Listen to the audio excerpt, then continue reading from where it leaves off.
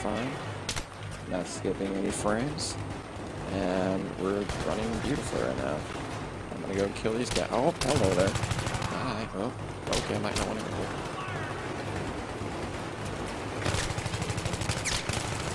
Ah, spray and pray. Ow, ow, ow. That's it. Anytime.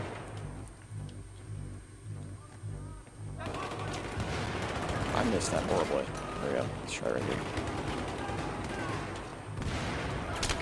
Ow, ow. Spray. Oh, you're dead already. You're not. Neither are you. Why are you still alive? Ow, ow, ow.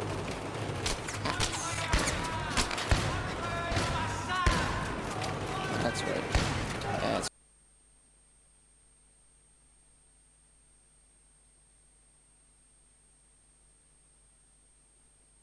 The Deafening Blast won't save you from the inevitable fate. Pasha gets the shrine with a gigantic lead and will claim Roshan as their own. That is insane. He was stuck between, like, the Sven pushed him back into the Void and the Troll Warlord. If you're playing into a Troll with another hero that has a badge built in, and they pop the battle trance, you just can't move.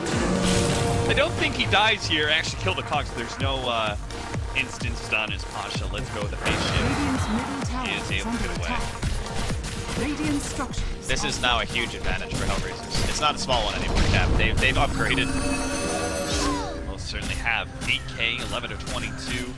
Sid about 7K experience lead as well.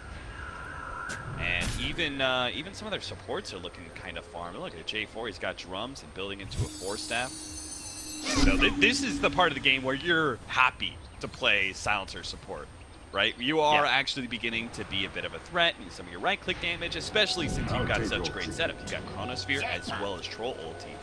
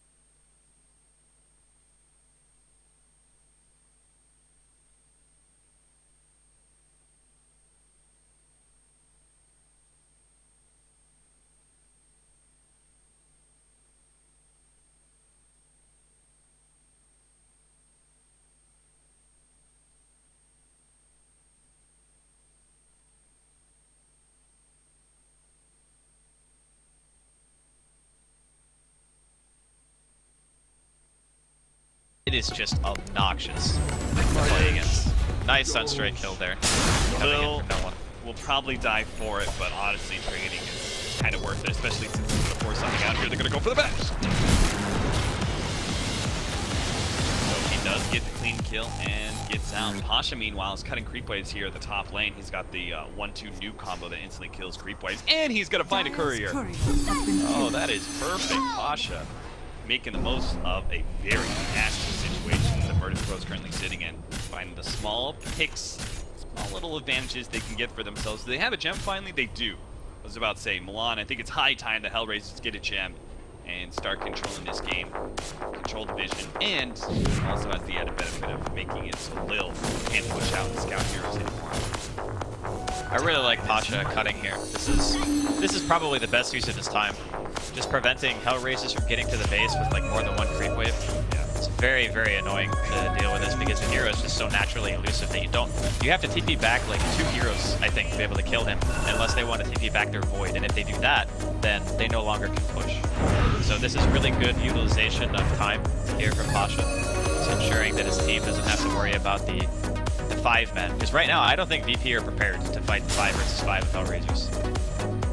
Yeah, they've got several items coming in that can add a very big window for Virtus Pro.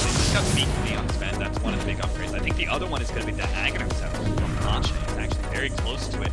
That is going to do wonders in helping lock down the troll, even through his BKB, and will have the added benefit of getting extra stun duration on the heroes like Faceless Void.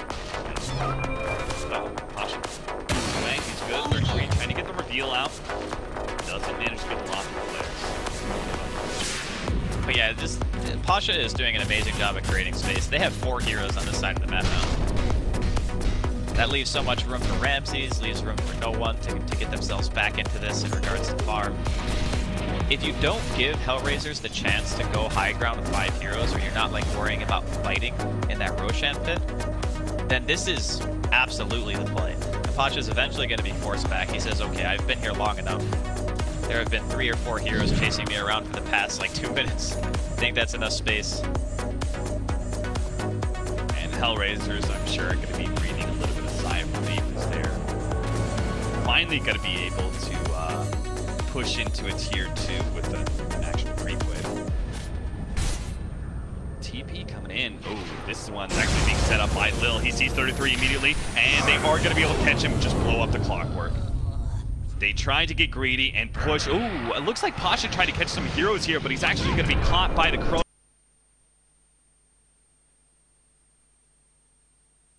Stun will be long enough for them to get the kill. So, I think this is still okay for VP though, because they just committed Global and Chrono. yeah, for sure. So they can potentially even stop this push. Yeah, just a Tornado EMP is enough to make Hellraisers fall back. They no longer want to try to commit to this all in.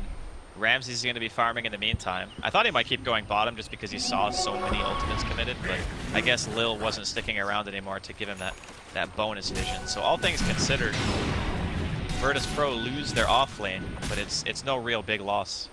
Are Hellraisers doing something wrong? Their game has been stalled up quite a bit. They got that big advantage, but all of a sudden they're losing a lot of this game to Virtus Pro's very crafty, split pushing, cutting creep waves, and that sort of thing. And now they're actually kind of trading one-for-one kickoffs. Is there something that they can do better to actually get control of this game and get the 5-man into 5-man that they're really looking for? I think it's all around Roshan. I think it's not necessarily them doing anything wrong. I think it's just the nature of Virtus Pro's heroes. They have Invoker, they have Nyx, they have Puck. These are all very elusive in their own right. They're very good at being independent in a side lane who's causing the wave to push in.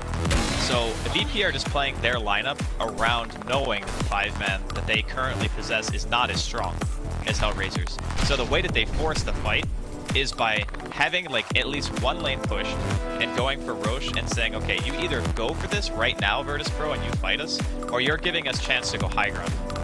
And the high ground push is where they're going to threaten the most because they have a Troll Warlord, right? This hero kills the base super fast. Yeah. So a lot of the time, the split pushing heroes might be able to buy you this window to where they can force the enemy team back by dealing damage like the tier 3s. But Hellraisers have all their tier 2s alive. So they're not going to TP back if they're threatening a tier 3 tower with an Aegis and they have all their tier 2s up and standing.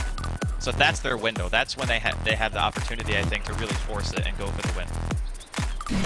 Scotty built by Kaiser, looking towards an assault Cuirass. Next, Swift Ending does have the BKB on himself, as well as the Blink Dagger that really helped him be able to catch the Invoker backlash. Would you say that's public enemy #1 for Swift Ending? I think the Invoker is definitely the highest priority kill. He's amazing at defending your high ground. And again, he's level 21, so the longer the game goes, closer he gets to 25, it's going to get more and more hectic. Man, you know the frustration of pushing into a level 25 Invoker. It is not a fun time. Killing your creep wave before it even gets close to the base from like double tornado is probably the most obnoxious thing I've ever seen in a game. But they are going to be able to catch Lil. Gets the spike carapace, buys himself a little bit of time, but they should be able to catch him. Lil Scepter slowing down. And Lil, I mean, he knew this was going to happen at some point. He is actively playing on the enemy side of the map as much